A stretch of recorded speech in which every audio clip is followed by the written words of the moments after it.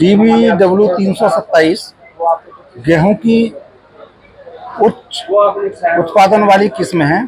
इस वैरायटी में खाने की गुणवत्ता एक अभूतपूर्व है, जिसमें zinc, iron, calcium, magnesium, phosphorus की मात्रा पर्याप्त मात्रा में है।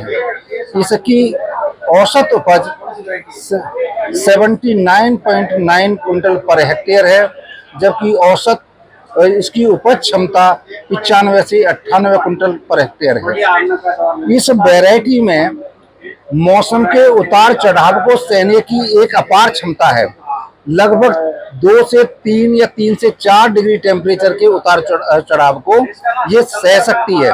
इस वैरायटी को उत्तर पश्चिम मैदानी क्षेत्र एवं मध्य क्षेत्र में आसानी से उगाया जा सकता है। मध्य क्षेत्र में आने वाले प्रदेश पंजाब, हरियाणा, दिल्ली, उत्तर प्रदेश, राजस्थान तथा मध्य क्षेत्र में मध्य प्रदेश, गुजरात, छत्तीसगढ़, महाराष्ट्र एवं राजस्थान का कुछ हिस्सा। इस वैरायटी को समय से और अगेती बुआई के लिए प्रयोग किया जा सकता है।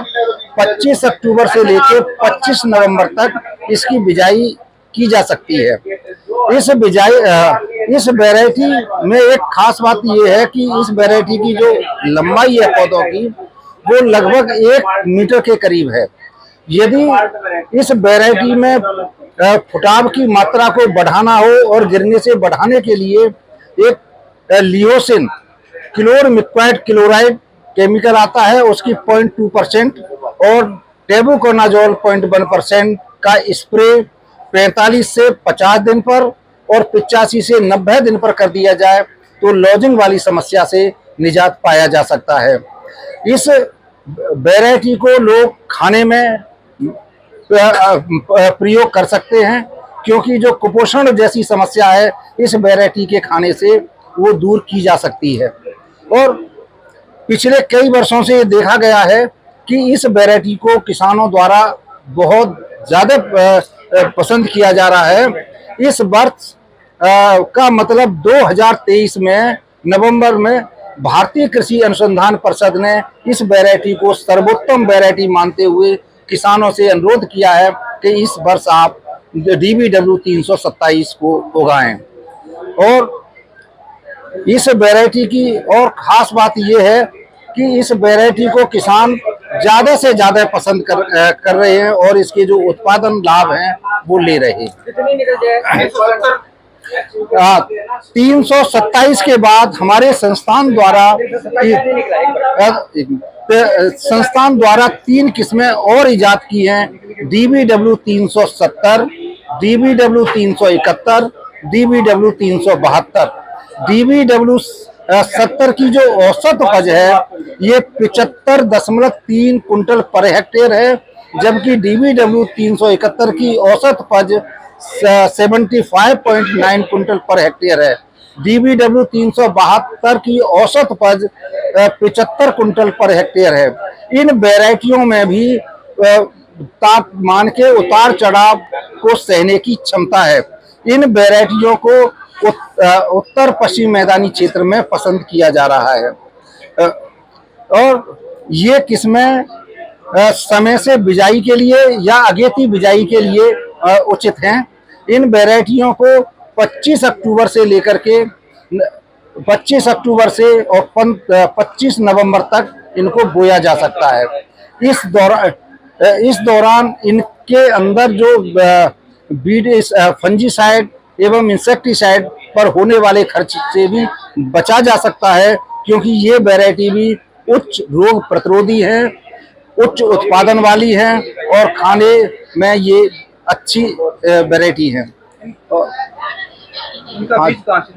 इनका बीज आप भारतीय गेहूं जो अनुसंधान संस्थान करनाल हरियाणा से प्राप्त कर सकते हैं। 15 सितंबर को हमारे सीड पोर्टल पर आप बीज बुक करा सकते हैं। 15 सितंबर के बाद एक आधार कार्ड पर लगभग 10 किलो बीज बुक होता है और 25 अक्टूबर के आसपास 15 अक्टूबर से लेकर 25 अक्टूबर के बीच में सीड का वितरण किया जाता है और एसएमएस करके किसानों को संस्थान में बुलाया जाता है। लगभग 50 रुपए किलो इन सभी वैरायटियों का बीज दिया जाता है और उसी समय किसानों को जो भी इसकी इंस्ट्रक्शन है, मैनुअल है, वो भी दे दी जाती है, कब लगाना है, कितना खाद लगाना है, क्योंकि ये हाई फर्टिलिटी उच्च उर्वरता वाली किस्में हैं, इसलिए इनको खाद की भी लगभग 1.5 गुनी आवश्यकता पड़ती है।